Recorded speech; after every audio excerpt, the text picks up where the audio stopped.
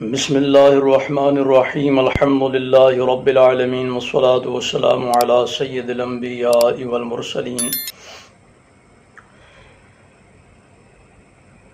امام بخاری رحمۃ اللہ تعالی علیہ کتاب المرضی بخاری شریف میں ایک حدیث پاک لے کر کے آئے کہ جس میں حضرت سیدنا اسامہ بن زید رضی اللہ تعالی عنہما آپ بیان فرماتے ہیں کہ رسول اللہ صلی اللہ تعالیٰ علیہ وآلہ وسلم تشریف فرما تھے اور آپ کی ایک صاحبزادی حضرت زینب رضی اللہ تعالیٰ عنہا کا پیغام آیا کہ ان کی بیٹی شدید بیمار تھی، تو اس وجہ سے کہ حضور نبی رحمت علیہ الصلوۃ والسلام ان کے گھر تشریف لے جائیں۔ جب حضور نبی رحمت علیہ الصلوۃ والسلام تک ان کا پیغام پہنچا کہ میری بچی بستر مرگ پر پڑی ہے، آپ میرے یہاں تشریف لائیں، تو رسول اللہ صلی اللہ تعالیٰ علیہ وآلہ وسلم نے ان کو سلام کہلوا بھیجا اور ساتھ ارشاد فرمایا کہ اللہ تعالیٰ کو اختیار ہے، جو چاہے دے دے، جو چاہے لے لے، اور ہر چیز اس کے یہاں متعین اور معلوم ہے، یعنی کب کس نے مرنا ہے، کس کی کتنی زندگی ہے، یہ سب اللہ رب العزت کے ہاں طے ہے، اور اللہ رب العزت جب چاہے کچھ لے لے، جب چاہے کچھ دے دے، وہ مالک ہے۔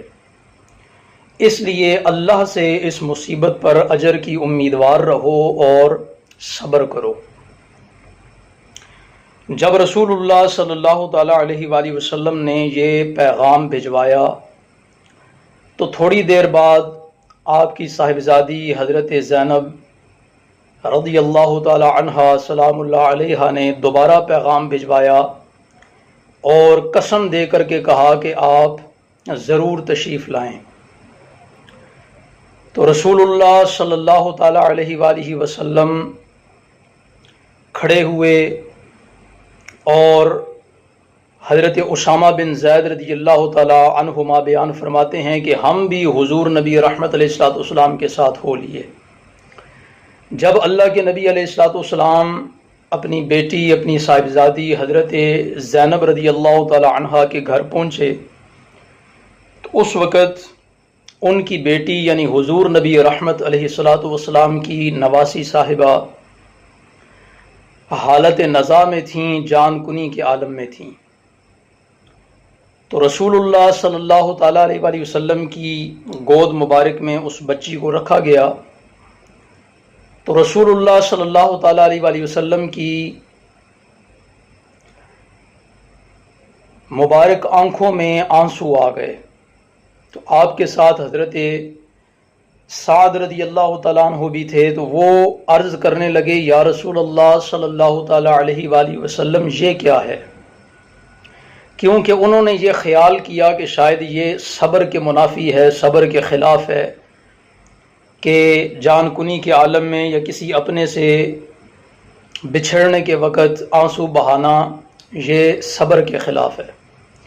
تو اس پر رسول اللہ صلی اللہ تعالیٰ علیہ وآلہ وسلم نے ارشاد فرمایا کہ یہ رحمت ہے، اور اللہ تعالیٰ اپنے بندوں میں سے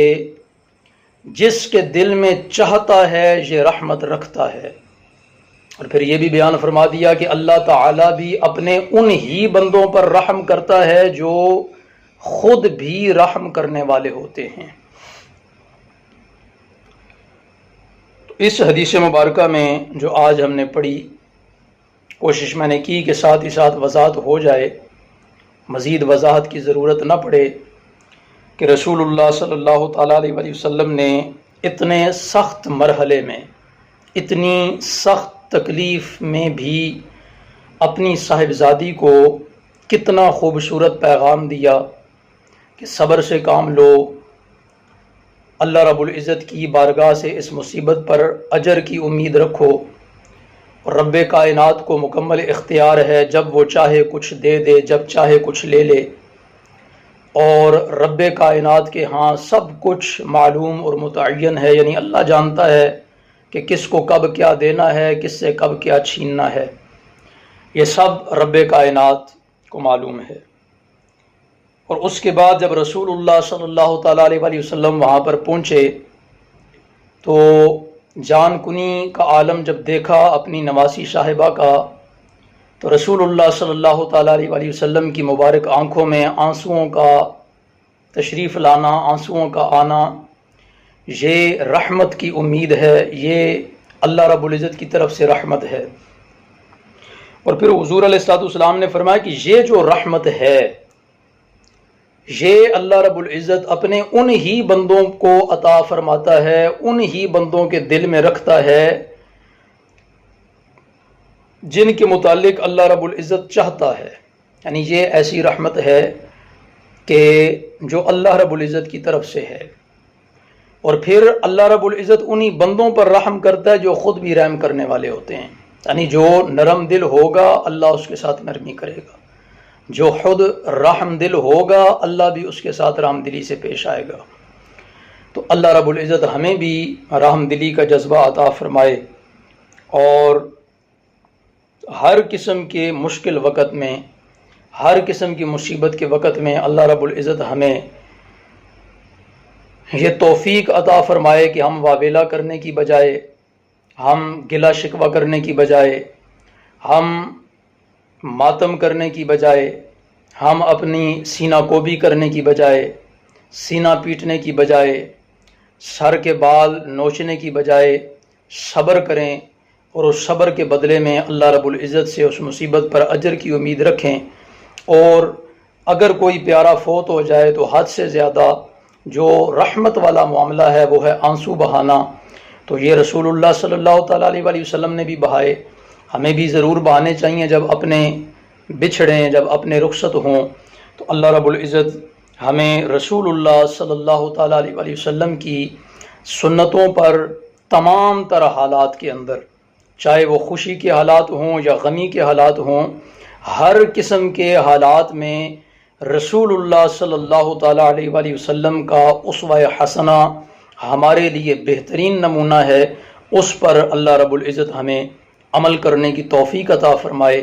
وآخر دعوانا ان الحمد للہ رب العالمین۔